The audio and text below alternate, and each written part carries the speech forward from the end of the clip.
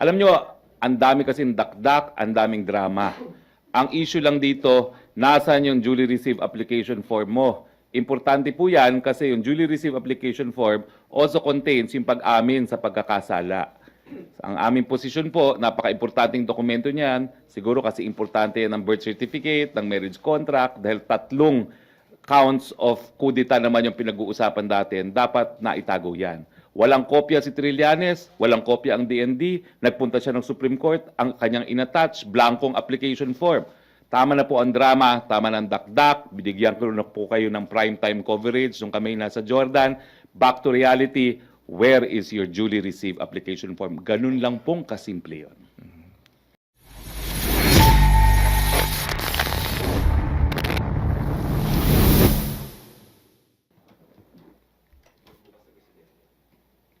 Hindi mo pa pala alam eh. Huh? Yes. Sir, is the President going to have a press conference or? Well, he announced in Davao that he wants to speak to the nation. And if I'm not mistaken, it is scheduled for tomorrow afternoon. What could possibly be the agenda or topics that he will want to talk about? That's tomorrow. Let's wait for tomorrow. All right. Sir, Trillanes tayo, sir. The President said in his arrival Q&A na ang angulo ngayon is usurpation of authority. Can you elaborate on it, please? The President's belief as a lawyer is that an amnesty must be personally granted by the President. It cannot be further delegated to other officials. No? It is a presidential prerogative, so the position of the President is that only the President should have signed the order of amnesty. All right, so sir, as far as the documents are concerned, yung pong meron si DND Secretary Gazmin before na I hereby approve and grant amnesty as stated in that order, that's not valid. That's what the President maintains. It is only the President that can grant amnesty. And the President cannot delegate this authority to another person. So if it were a document, going by that, how should it read? Should be That's an additional ground for the fact that the amnesty is void ab initio. So ibig sabihin, sir, kung hindi proper yung form nung kay Gazmin na order, ano yung proper The document? President believes that it should have been President Aquino himself who should have granted the amnesty. Sige, sir, yun muna. Thank you, Joseph. Ina, follow up. Sir, follow up on that. So will any action be taken by the palace regarding kay former Secretary Gazmin? Wala po akong nalalaman sa ngayon. Sir, yung proclamation 572 does not mention yung issue of Gazmin signing the order.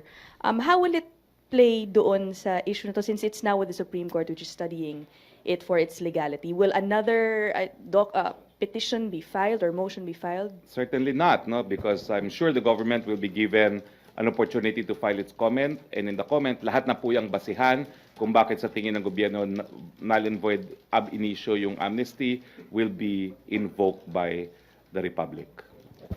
Sir, bakit ngayon lang po? Is it just now, later on na lang after the proclamation na na-realize itong issue of former Secretary The Gazmin? President is a lawyer himself, and he has the means to come up with his own legal conclusions. So this is an additional ground that he is invoking, not included in the ground cited by the Solicitor General.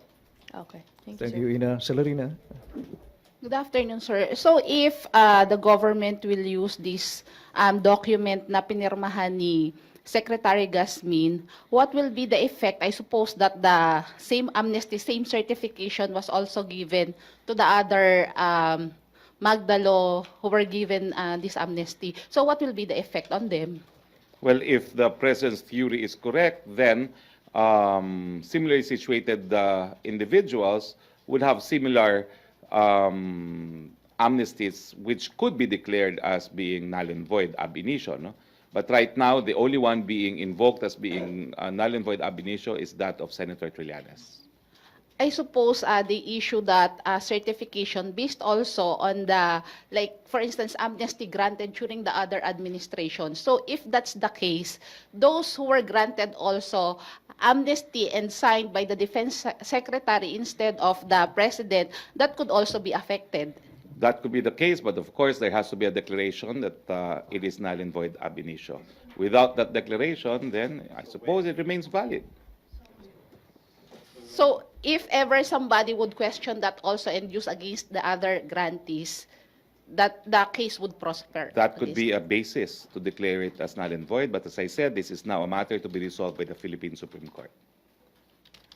Thank you, Celerina. Julie? Sir, do we see any forthcoming similar proclamations na null and void yung other amnesties? I'm not granted aware. to- Senator Trillanes' declaration is so far the only one that the President has proclaimed to be null and void ab initio, and on good basis. There's a basis for distinction because Trillanes was the acknowledged leader of the Magdalo mutineers. Julie. Viber question tayo, Secretary, from PR and IADA. DND Secretary Lorenzana says he got call from Solgen Calida only on August 16, requesting for Trillanes documents. 2 weeks after PRRD signs the proclamation, what efforts did the Office of the President take to find the amnesty application? Did it talk to former DND officials? One of them has spoken out, former USEC Honorio Ascueta, saying all the documents were in order. I don't know. Next question, please. Next question. Joyce, after Joyce, Tuesday, and Henry. Sir, the Communist Party of the Philippines, in their statement this weekend, said that Duterte is abusing his power by merely ordering the arrest of Trillanes, and they actually compared Duterte to former President Ferdinand Marcos, being a dictator, for ordering the arrest of his critics as well. The CPP-NBA has been labeled a terrorist group by both the European Union and the United States. They do not deserve any comment from the presidential spokesperson. Terrorists should not be responded to. Follow-up, Joyce? Not. Tuesday, Henry, and let's go back to Joseph. Mike, please. Sir, may follow-up dun sa amnesty. In fact, basahin ko lang yung sinasabi rin ni Dreo Calunchod na yung Proclamation 75 ay pinirmahan ni Pangulong Rodrigo Duterte at Pangulong Aquino noong 2010 at ito rin ang in-execute lamang ng DND. Therefore, matatawag na bang ano yan? Matatawag ng legal yung pinirmahan ng DND. Na Well, in-execute lang yung Proclamation 75. Gaya ng sinabi ko po kanina, ang posisyon ng Presidente, dapat ang Presidente mismo ang nag-grant ng amnesty at hindi po ang kalihim. So kahit na po may Proclamation 75, kailangang may certification na Presidente rin ang pumirma. Yan po ang paninindigan ng Presidente na yung amnesty mismo dapat Presidente ang pumirma at hindi ang kanyang kalihim. All right. Just so we're very fine about this, why does it appear to the palace that it was Secretary Gasmin who granted the amnesty? Again, the President thinks and believes that an authority expressly granted to the President cannot be further delegated by the President. Why do we believe that it is delegated? Because the wordings of the Constitution is that the grant of pardon and amnesty is a power to be exercised solely by the President. And sa level nila, na Secretary Gasmin and the former President Pinoy, what happened? Can you illustrate by way of maybe Well, what Gasmin document? is not a president, and that's why the position of the President is that the amnesty was not properly issued, additionally, as an additional ground. Yeah, where is this reflected, sir? That The language of the Constitution. Yung pong order ng Gasmin, na, have you seen He's the one granting authority, not the President. He was the one who signed the amnesty order and not the President. Okay. Sige, sir. Thank you. Ina, still Sir- on amnesty? Sir, yes. Just how serious is the President in possibly studying kung dapat i-void yung ibang amnesty, yung amnesty given to others similarly situated? Because in his Q&A in Davao, nung dumating po siya, sabi niya, bakit naman daw niya ipapakulong yung iba? Dahil mga kaibigan daw naman niya yun. Sinabi ko na po kanina, kaya po si Trillanes, yung kay Senator Trillanes pa lang ang nadeklarang null and void ab initio, may basehan naman po siya sa yung tumayong leader ng mga Oakwood mutineers. Sir, follow-up lang doon sa amnesty from PR and Yada again. Does it concern Palace that voiding of Trillanes amnesty would have an impact on future amnesty granted by Duterte administration and future administrations? No. Because it's only granted, only Trillanes was voided. Okay, thank you, sir. Amnesty again, Trillanes. Okay, Joseph. Sir, can a president revoke or declare ab initios another president's? The president just did. Okay. Because of the legal basis that he has invoked. The non-compliance with the requirements provided by the basis to provide amnesty itself. Alam nyo, ang dami kasing dakdak, ang daming drama. Ang issue lang dito, nasan yung duly received application form mo? Importante po yan kasi yung duly received application form also contains yung pag-amin sa pagkakasala. Ang aming posisyon po, napaka-importanting dokumento niyan, siguro kasi importante yan ng birth certificate, ng marriage contract, dahil 3 counts of kudita naman yung pinag-uusapan natin, dapat naitago yan. Walang kopya si Trillanes, walang kopya ang DND, nagpunta siya ng Supreme Court, ang kanyang inattach, blankong application form. Tama na po ang drama, tama na ang dakdak, binigyan ko na po kayo ng primetime coverage nung kami nasa Jordan. Back to reality, where is your duly received application form? Ganun lang pong kasimple yun.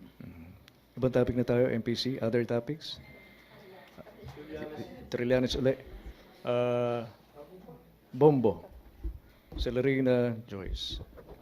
Sir, pero of all those people na granted by, well, general amnesty by the former president, hindi naman kayo maakusahan ng selective justice kasi bakit si Trillanes? Why does Trillanes rings a bell? Sinabi ko na po yun dahil meron naman pong basis for doing so. Siya po yung tumayong at inamin niya na siya talaga yung tunay na leader ng Magdalo. Also, sir, can I shift now to related kay Trillanes? Related kay Trillanes. On the alleged, sir, today Senator Trillanes says that he's seeking Senate investigation to the alleged multi-billion contracts awarded allegedly to the father and half-brother of Sap Bongo, timely to this development. Just your comment, sir. That's the prerogative of the Senate. It can investigate on anything and everything it wants. It has plenary powers to do so. Okay, thank you, sir. Thank you. Thank you, Bombo. Celerina. Sir, there's this statement by the Integrated Bar of the Philippines expressing their deep concern over the position being, I'll just quote the statement, the position being peddled to the public that records of the executive branch can be used to overturn final dismissals of criminal charges by our courts. And they're saying that the decision, this proclamation was really illegal in as far as Trillanes is concerned. So what can you say about this, since this is a group of lawyers? I who think is as not lawyers, in- they know what they should be doing. Tigil na yan dakdak. If they want, they can intervene in the Supreme Court action and let their views known. If they have proper standing, then the court will allow them.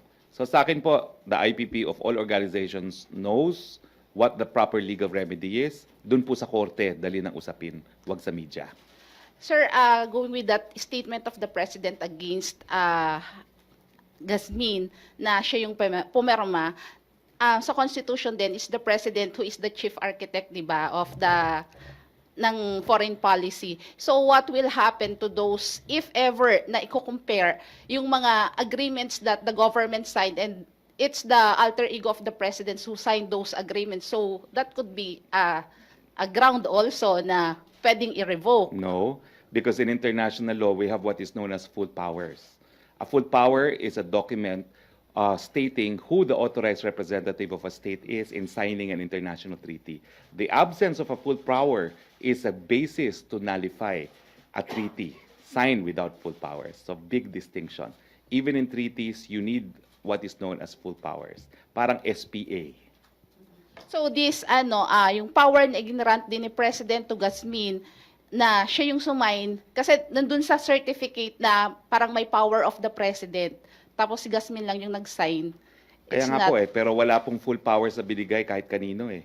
So we do not know who's authorized. And ang position of the President is, unlike in international law, where it is recognized that presidents need not personally sign treaties because they could issue full powers, wala pong ganun na sinabi sa saligang batas. Ang sabi lang sa saligang batas, isa lang po, opisyal lang po pwede mag-grant ng amnesty at ng pardon, at yan po ay ang presidente. Kaya nga po taunan, di ba, lalo na pag Pasko, yung mga commutation, pardon, lahat po yan personally signed by the President. Thank you, Celerina. Joyce? Sir, the President admitted in his press con last weekend that he particularly targeted Trillanes, and I quote, "Bakit ko tinarget? Well, I only have one word, do not do unto others what you don't want others to do unto you." Can you Actually, he expound took on it that? back. Yes. Let's not take it out of context. Sabi niya hindi niya tinarget. Nag-aral si Soljen Kalida, whom described as medyo matalino, and found out. Oh, di ba sabi niya yon? And found out that there was a discrepancy. So he was not targeting. But can you expound na lang doon sa sinabi ni President, do not do unto others what you don't want others to do unto you? Ano po Well, I ibig guess sabihin kasi ng ang Pangulo? feeling ni Presidente, tira ng tira si Senator Trillanes sa lahat ng mga opisyalis ng gobyerno, yung pala, meron din siya mga pananagutan. So it's the golden rule. I think that's self-explanatory. Thank you, Joyce. MPC, other topic? Last na yun. Joseph, please. Quick answer lang. Sir. Sir, itong issue ng presidential prerogative, this is all the president's ruminations, and this was That's his his idea. legal opinion that he articulated when he gave his arrival statement. Sir, between Proclamation 75 and then 75 and document from Secretary Gasmin in I think January 2011, what is the what can be considered as the final act of amnesty? Is it the I think I've answered that. The present position specific- is the amnesty was actually signed by Secretary Gasmin. so yung 2011? Because Yes. Trillanes is saying covered siya nung earlier proclamation. Let's let the courts decide. Spokes last na to. From Belia Carriazo, Valenzuela Court affirmed its earlier decision to junk the 6.4 billion peso Shabu case. While DOJ said it will appeal its CA, hindi ba ito setback in the government's war on drugs? Well, I have to underscore po, walang dismissal on the merits. So pwede po yung ma-refile, pwedeng questionin yung order ng RTC, wala pa po tayong pagkatalo kumbaga. Venue lang po pinag-uusapan dyan, wala pa pong decision on the merits, so hindi pa po completely dismiss ang kasong yan. Madali lang po yan, i-refile po yan kung kinakailangan. Thank you.